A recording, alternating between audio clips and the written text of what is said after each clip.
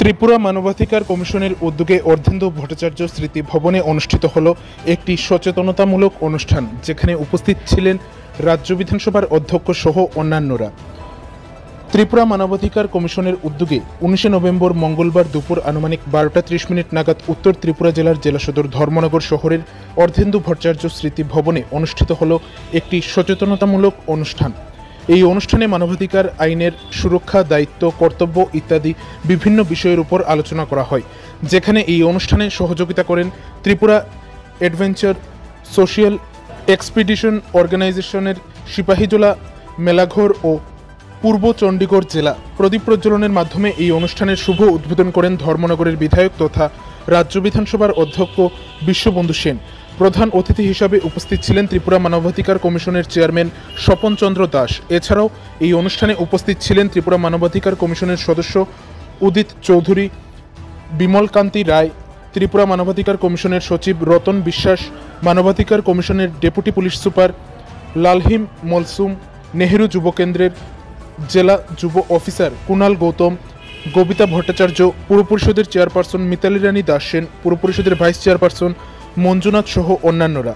এই অনুষ্ঠানে ধর্মনগর পুর পরিষদের অন্তর্গত বিভিন্ন বিদ্যালয়ের ছাত্রছাত্রীরা, বিদ্যালয়ের শিক্ষক শিক্ষিকারা, অন্যান্য সকলে উপস্থিত হয়। এছাড়াও বিভিন্ন দপ্তর যেমন তথ্য সংস্কৃতি দপ্তর, আরক্ষা প্রশাসন, জেলা শিক্ষা দপ্তর, স্বাস্থ্য দপ্তর, কৃষি দপ্তর সহ আরও অন্যান্য দপ্তরের আধিকারিকগণ এবং কর্মচারীরা উপস্থিত হয়।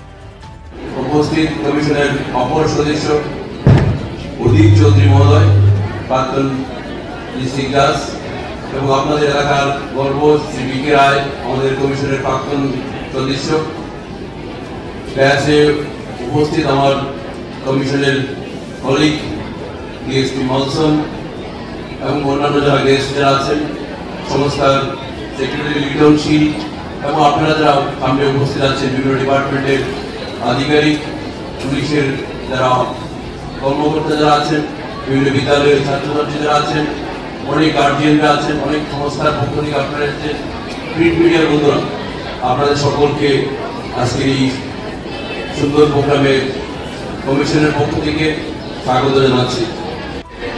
এই হলে কথা বুঝছি, আপনারা নিশ্চয়ই জানেন, অনেকে দেখতে পাচ্ছেন অনেক নোন ফেস আমার সামনে বসে আছে, যাদের সঙ্গে এই ধর্মনগরের মহকুমা শাসক থাকা অবস্থায় কাজ করেছে, অনেক নোন ফেস, কিন্তু যদি নাম থেকে শুরু করে অনেক বিদ্যালয়ের প্রধান শিক্ষকরা অন্যান্য কাজ করেছি।